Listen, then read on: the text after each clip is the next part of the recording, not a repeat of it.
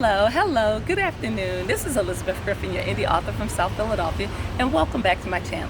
If you haven't subscribed, please take a moment and do so, and definitely leave a thumbs up if you appreciate this video, and share it with others. So I've been wanting to do this video for the longest time, ever since I've heard about Passionflix, which is a streaming service that takes best-selling romance novels and adapts them into screenplays and then presents them in movie form. So the genesis of this idea came from a woman named Joany Kane. She is a screenwriter, and she was wondering why were there not books out, romance novels out that were adapted into screenplays and movies.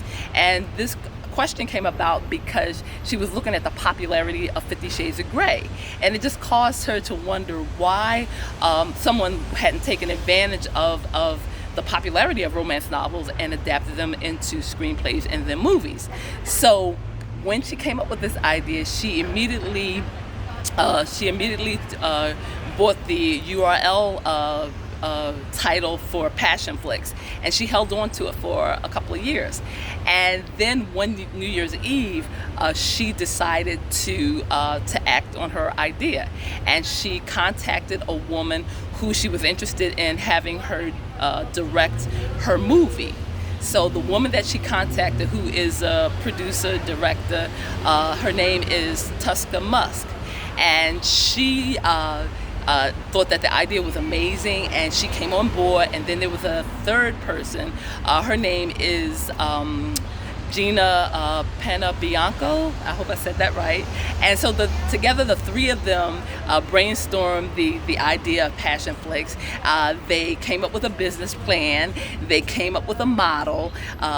Tosca Musk began a fundraising in order to create the seed money to start this business, and it took off. So I'm just excited to talk to you about this streaming service, because not only is it a streaming service, but it's also a movie distribution service, and it also owns the movies that they adapt. So there are different ways that they can generate money, and there are different ways that they can approach people to invest in their venture. They will get money return. The investor will get money return on the production of the films, and I believe they said so far they had like 50 films at the time that I watched Film Courage, which is where I got all this information from. And as you know, I'm an avid watcher of Film Courage.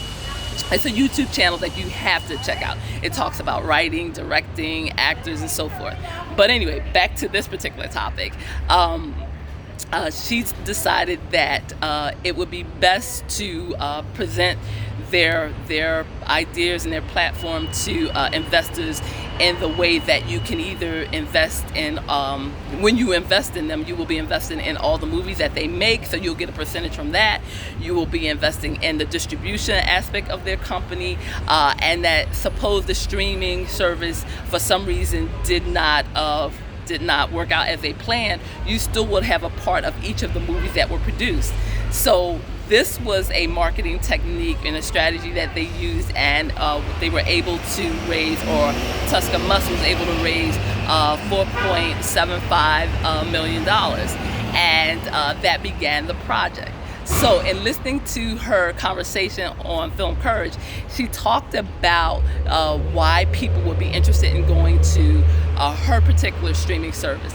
It would be for women that were looking for romance, women that were looking for material to escape to that wasn't that was uplifting, that showed relationships and the nurturing of relationships in positive ways, and didn't feed into the stereotypes of maybe, let's say, a woman that is in a destructive relationship and she's fleeing a particular man.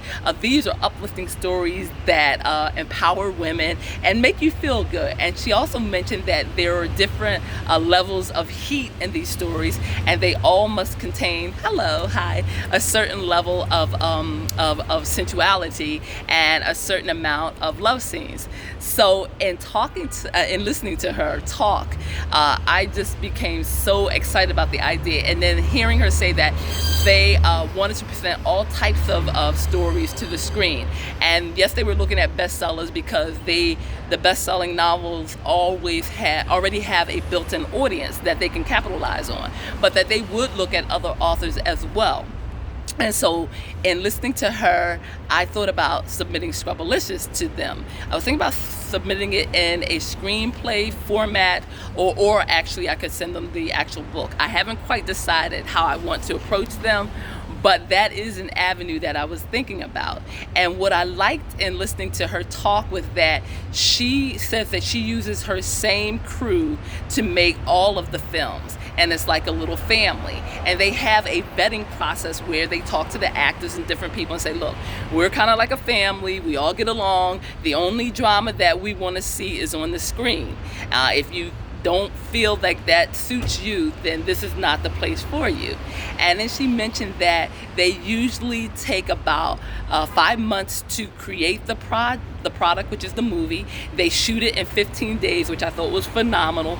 And they have the author on set, which, that just truly excited me, because I can't even imagine having the opportunity to witness my words being spoken through actors and seeing the vision in my head actually come to fruition, and just to see it and visualize it.